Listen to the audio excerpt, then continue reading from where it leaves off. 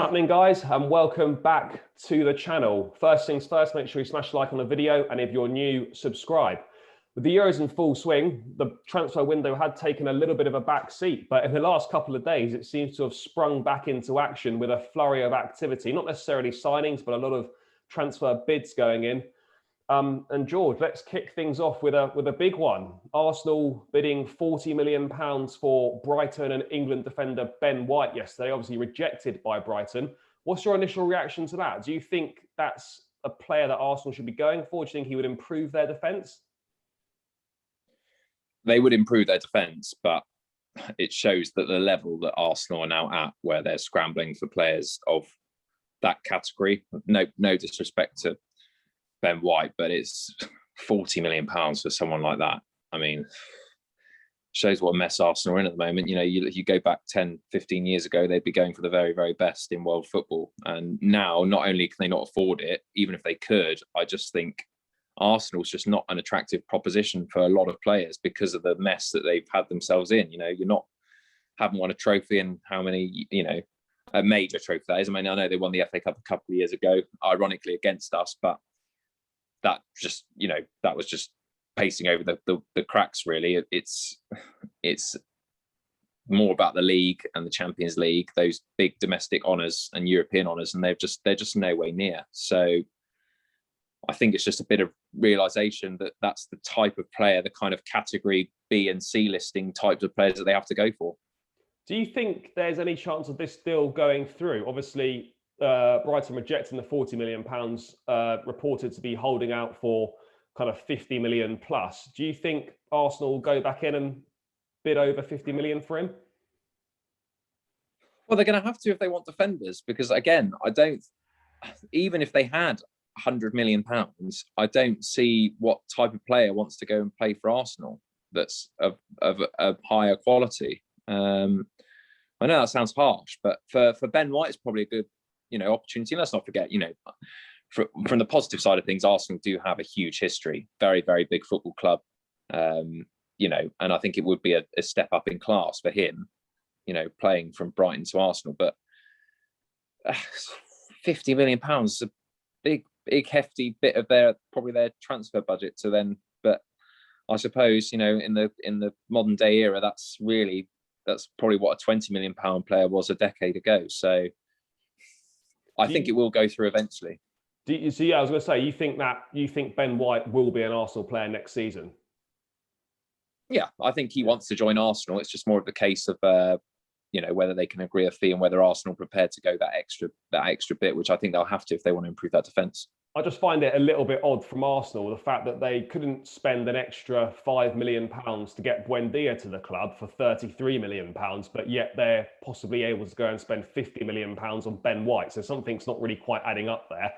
I think it's an awful lot of money for a player who's not really that proven at a top level. Yeah, okay, he looks good for Brighton and stuff, and he was good when he was on loan at Leeds, but the guy's not really played at the top level. So this would be a big step up for him, and it remains to be seen whether he would actually develop into a top player there. But yeah, I agree with you. I expect if Arsenal want him and they've got the money, then I think that deal will go through. But sticking with defenders, George, and another defender possibly on the move, Kieran Trippier from Atletico Madrid to Manchester United. Obviously, Manchester United very interested in the player. Kieran Trippier only joining Atletico Madrid last summer. The club saying that they want 43 million euros for the player, and United looking for some competition in the right-back area for Aaron Wan-Bissaka. Do you think this deal makes sense, George? It's a strange one, I have to be honest. Bear in mind his age. He's approaching his 30s now as a right-back, and you're almost buying him knowing that he's not going to be first choice. I know he says he wants competition for places, which is fair enough. I mean, Wan-Bissaka does need competition in that area. But I think, again, I think there are other areas they could probably focus on that need a lot more attention, particularly someone who can partner Maguire at centre-half is probably something that would be of a higher priority for me personally than trying to bring in another right-back for, 40 plus million euros. Yeah, I would agree. Look, I think for Trippier, obviously Manchester United is a massive football club, but having just left Tottenham to go to Spain, move to a new country, uproot your whole family, it would be a little bit odd to then a year later uproot and go somewhere else again. It just depends how badly he wants to play for Manchester United, whether he thinks this is too good an opportunity in his career to turn down. But I mean, if I was him, I'd probably stay at Atletico Madrid. Great lifestyle in Madrid. He's playing every week. He's winning major trophies. But could maybe the lure of playing for one of the biggest football clubs in the world might be too much for him. But I just can't see how he would get. I just don't think he'd get enough football. I know that United play a lot of games, and he would play, but I think he's one of those that needs to play every week. He's always played every week in his career, whether it's at Burnley, whether it's Tottenham, or whether it's Atletico Madrid. And he goes to Man United, he's not going to play every week. So if I had to give an answer, I would expect him to stay put at Atletico Madrid for next season. But yeah, sticking with defenders again, George, there seems to be a lot of them on the move at the moment. Ashley Young has virtually agreed terms on a return to Aston Villa. I think, from my perspective, I think it makes sense for Villa. Ashley knows the club inside out, and it adds some much-needed experience into that squad. He's been and done it. He's won in Inter. He's obviously been at Manchester United for a long time. As I said, adds experience to the squad and gives them options. He's equally adept in both fullback/wing-back positions and can play further up the pitch. So I think it kind of makes sense. Would you agree on that one? Yeah, 100% agree. I think it makes sense for all parties. Very similar to kind of the Danny Rose at Watford situation. Very experienced player who knows the Premier League, will definitely add experience to the team, and he's versatile as well. So that's when you see deals like that, you just think that ticks all the boxes for all parties involved. Yeah, and just the last one on another fullback who's being linked to the potential move. Obviously, former Chelsea academy player Tariq Lamptey, who was obviously sold to Brighton. Spurs are reportedly interested in bringing him on board. Obviously the defensive issues are well documented. Aurier just seems to be a walking disaster. They need some help in those areas. Matt Doherty's been terrible. Would Tariq Lamptey be a good signing for Tottenham? I think he'd be a good investment, but and they have a good history of actually, signing players and then reselling at a very much higher value. I think he's one of those that could potentially be very, very good in a few years' time. But he's not. If I was a Spurs fan, I'd just be very frustrated that that's not addressing the issue, I think, at hand. I think he's a good defender, but he's not particularly proven at the very, very top level, and certainly not the levels that Spurs want to aspire to, which is, ultimately playing Champions League and potentially winning the competition itself.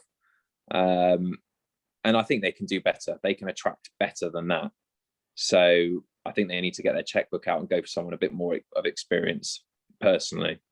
Yeah, I think he's a top young player, but for those reasons you've given, Spurs kind of need finished articles almost, rather than someone that might be good in 2 or 3 years' time. So look, I think it'd be a great move for Lamptey if he could get it, and he probably would develop quite well at Spurs. But I think the position that Spurs are in, as you mentioned, they need players that are ready to slot in and perform straight away. And there's no guarantee that someone like him would do that. But just sticking with Spurs, George, and slightly moving on from player transfers, what an absolute mess and a PR disaster it is from Tottenham in their search for a new manager. It's now been over 60 days since Jose Mourinho was sacked. They've been in talks with Antonio Conte. Those broke down. Paulo Fonseca was all good to take the job, and then obviously just announced in the last hour or so that that's fallen through as well, and he's 100% not joining Tottenham due to financial reasons. And that now leaves us with Gennaro Gattuso, the former AC Milan midfielder, ex-Napoli manager, as one of the front runners for the job. And he himself has literally just left Fiorentina today after 20 days in charge because there's a disagreement over the transfer policy. So he's left. George, what is going on at Tottenham? It's probably the worst. Well, if it wasn't the worst club already to support in world football, it certainly is now. I mean, with all the issues with Harry Kane possibly leaving, followed by how badly they ended up doing in a season that was full of promise and the new stadium and all the rest of it, it's just an absolute mess. And I think you've proved to be right, Charlie. I mean, when we spoke a few months ago, I was saying that Spurs is still a very attractive proposition. You know, with the stadium, with some great quality players. I personally thought that they, you know, looking on paper, they have still a very good squad that you could still challenge. But you've probably proven me wrong, because from what it looks like, these top managers certainly aren't interested in the role at all. You know, what alarms me more is that when they seem to bring them in for interest, it's actually the managers pulling out themselves, not the club. So that's even more alarming, at the fact that they come in and they're not sold the vision at all by Daniel Levy, whether he's being tight on budget or too optimistic, or he's saying, look, you know, come in, but I can't give you much to spend, and they're just completely put off by that. I really don't know, but it is an absolute car crash at Tottenham Hotspur. Well, I honestly really don't know who is going to be the next manager there. Like, every week they seem to be talking to someone, it's close, and then at the 11th hour it falls through due to financial issues, which I can imagine is only going to be to do with wages. They're not prepared to pay the wages. But if you want a top manager, you've got to pay the top money.